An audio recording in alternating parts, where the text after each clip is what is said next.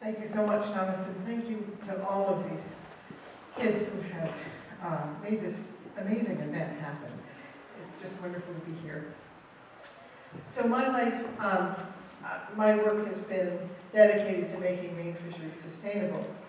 And I started out very naive, and I've learned a lot. So I'm going to share my adventure with you and why, after 45 years, I still have hope. And beyond that, why I think that actually hope is the essential ingredient for making my vision come true. I need to find the clicker, wherever it is. Is it here? I want to be able to change slides. No, absolutely. Is it on the podium? It is. Yeah, sorry.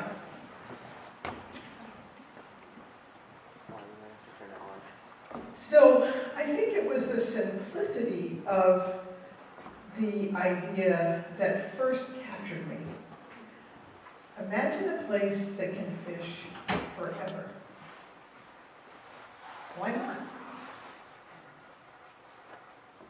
What could be better than an economy that depends on a clean environment and work that nurtures not just people's families and communities, but also the very planet that we all ultimately depend upon.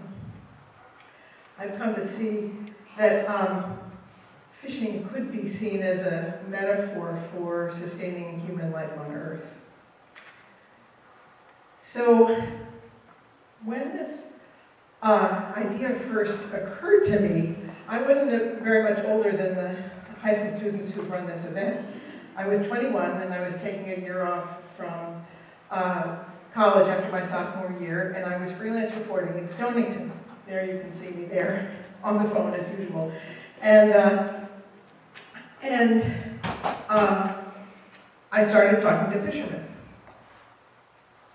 And they have inspired me and the institutions that I've created for all these next 45 years. And I'm hoping that the institutions that they've inspired through me will keep this work robust far into the future. So in the next few minutes, I'm going to share my story so that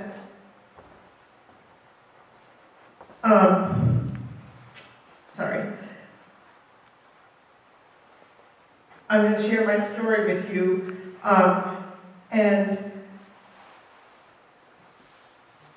what I've learned. So my idea was really simple, but it was also abstract. And what happened was, the saving grace for me was that I immersed myself in the life of fishermen, their practical reality, and that has made all the difference. So as I share this story, I want to tell you that my story is not the most important thing. It's not enough for one person to have hope. And I've learned that at deeper and deeper levels over the years. So, when I started talking to fishermen in the 70s, two things struck me. One was that they know more about the marine environment than anyone gives them credit for. And the other thing was nobody cared. No one thought that their information and their knowledge was important to sustaining fisheries. Not scientists, not regulators. And in fact, those groups often thought that they really mistrusted fishermen's knowledge because they thought that it was probably self-serving. Well, there's a bit of that too, all the time. But I felt in awe of the clam digger who knew more about mud than I thought was possible. I would sit in fishermen's shops and listen to them share stories of intimate knowledge about places in the ocean that they only knew through what they caught there, what came up on their gear, seaweed or what kind of mud, and where they hung their gear down. I felt this was important, and I wanted to do something with it. But it was the third thing that I noticed that really made my path. These fishermen were angry. They were hurt, they felt left out, and they despaired of ever doing anything constructive if it required working with shore people. This seemed wrong to my 1970s, 21-year-old idealistic self. I felt fishermen were wonderful. They loved what they did. They were feeding their families in the world. And they knew things that weren't known through science. This should be used in furthering sustainability. So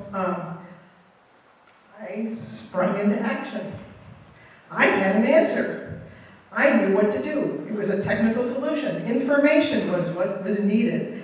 And the idea came to me sitting at a conference at a maritime academy. I was listening to a shrimp fisherman from South Bristol arguing with the new commissioner of marine resources, who was a shrimp biologist. And they both clearly knew what they were talking about, and they could not hear each other. A newspaper that arrives on the kitchen table in the fisherman's house or on the desk of the commissioner. This will bridge the gap. It'll change the power dynamic. It will create shared knowledge for the future of the fishery. Well, I called my mother and told her that I was going to stay out of college and start a fisherman's newspaper. What I said was stay out of college for a year, not thinking that if I started a newspaper that I would have a newspaper and we need to do something with it. So I don't know what she thought, but anyway, a year later, with $3,000 that I had from my grandmother and a partnership with a local paper, Maine Commercial Fisheries was launched. Well, after 2 years, I had to leave, and I had the opportunity to do a year's worth of interviewing with a university professor at University of Maine, and that gave me a chance to talk with fishermen and fish dealers and fish processors all over the state. The question I was asking them was, what does Maine have to do to take advantage of the 200-mile limit that we thought was going to pass? And at the end of that process, we pulled the interviewees and other people together in what we call the Maine Fishermen's Forum at the Samoset Resort in Rockport. Well, 43 years later, the forum is still going. And it's now run by a board of directors made up of fishermen, scientists, and regulators. Sense of theme here. The forum, like the newspaper, is a place where information is shared, but it's a lot more than that. It's a place where those groups have a chance to get to know each other. They can share knowledge on an even footing, and their kids can play in the pool together. But I guess I wasn't done with the newspaper. And just as I finished my degree, the newspaper called, and I went back to take over as editor and publisher, and 2 years later to take it New England-wide as Commercial Fisheries News. So over the next 20 plus years, it became known as the paper of record for fisheries management in New England. And 4 of us covered state and federal management meetings, and we were providing the information that fishermen needed to have voice, explaining the process and the science and the proposals being considered. I'm really proud of the caliber of reporting that we did over those years. But the information we provided did not have the impact with fishermen that we had envisioned. The federal system that came in with the 200-mile limit had really transformed fishing. It imposed a very complex set of restrictive federal rules that had never been there before. And over the years, more and more regulations seemed to lead to less and less fish. And the people who were making the decisions on the council were fleet owners and fish processors. The meetings were held 5 to 8 hours away from most main fishing communities. And each year, fishermen became more alienated. And in fact, felt that it felt like, and then it really was, a zero-sum game. Oh, that's a great picture of federal fishery management. A nice, warm, welcoming, inclusive process. So, when Angus King asked me to be Commissioner of Marine Resources for Maine in 1994, I knew it was time for me to stop writing editorials and to start putting my ideas into action. What an amazing opportunity. I was thinking of putting a cartoon up here about the dog who caught the car. I felt this gave me a chance to make Maine a place that can fish forever. And as it turned out, I had an opportunity to really make some change with the lobster fishery. At that time, the federal system was asking me to make some changes in lobstering that I was concerned would completely undermine lobstermen's impressive and long-term commitment to stewardship, and also might really threaten the very fabric of Maine communities. So, and that was a really different time in lobstering. We weren't in the middle of the lobster population explosion that we're in now. Anyone could get a lobster license, and there were some fishermen who were fishing 2,000 traps. So there were some issues that did need to be addressed. Well, a group of us, fishermen, academics, and legislators, decided that we might be able to try to do something really different that would address those issues, but do it in a different way. It's a long story, but we ended up creating a new type of lobster management, Maine way, that is now viewed as the gold standard for regulating this kind of fishery worldwide. But what's interesting is where it started was with fishermen, with their traditional practices. And we had apprentice-based entry. We created zones, you can see the maps of that there, and we created local councils that could make certain regulations in those zones, kind of reminiscent of the lobster territories that were informal before that. We also created an owner-operator rule, which has had a major result. In the current lobster population explosion, we probably would have been a consolidated, industrialized fishery if we hadn't had the owner-operator rule. And that's now been extended into other fisheries in Maine as well. Well, I left the DMR for personal reasons, drawn home early because the job was incompatible with being the mother of a 4-year-old. Tough decision and the best one I ever made. And so back home, I knew that I had made change, but I also knew that it wasn't enough yet. And so I guess the thing about hope is, they say that hope, like love, is not a feeling, it's a decision. 3 of us pulled together and decided that Maine's vibrant local community fishery was too good to turn our back on.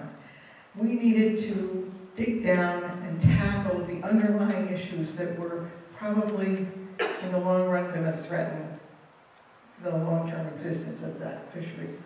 And so we created Maine Center for Coastal Fisheries, a nonprofit in Stonington, and assembled a team of really great, smart, creative, and values-driven people. And so what did Maine Center for Coastal Fisheries tackle first? Futility. Why? Because if you think about it, hope is the most important thing to have if you're going to sustain a fishery. It's the long-term thinking. It's the thinking that you want your grandson or your granddaughter to be able to fish. It's about fishing forever. And so Maine Center for Coastal Fisheries programs now really are building a foundation of hope within the fishery. They work at very basic levels, high school programs, and creative science and community science and innovative policy things that are all driven by fishermen's perceptions and questions and done inclusively. So, last year, I retired from Maine Center for Coastal Fisheries, and I have a chance to reflect now. So surprisingly, climate change has offered kind of a gift to the entire fisheries community. And it's given me a framework to think about the types of things that I've been involved with in trying to inspire a future for fisheries. What climate change has done is made us not able to turn our back on the fact that there's constant change. It's always been there, but we've been able to ignore it before. And so what do you do when you're faced with that? It means that probably nothing you do right now is going to be the right thing in the future. Is that a cause for despair? Well, you know, it means there's sort of a simplistic mission accomplished that's probably not possible for anybody. What it's done for me is retrace my thinking in terms of the types of things, you know, from information is the answer to, no, we're really in a long-term thing.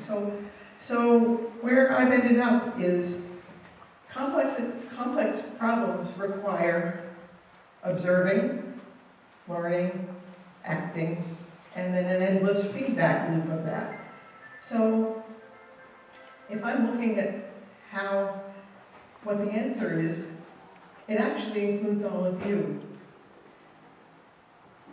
Nurturing our ability to learn and keep learning. Nurturing our ability to communicate with each other and act together responsibly. This is really what we need to do. And it's probably the only way we're going to be able to take care of and live on this blue planet. It's not just about fisheries. So thank you so much. I am so appreciative of the chance to speak with all of you.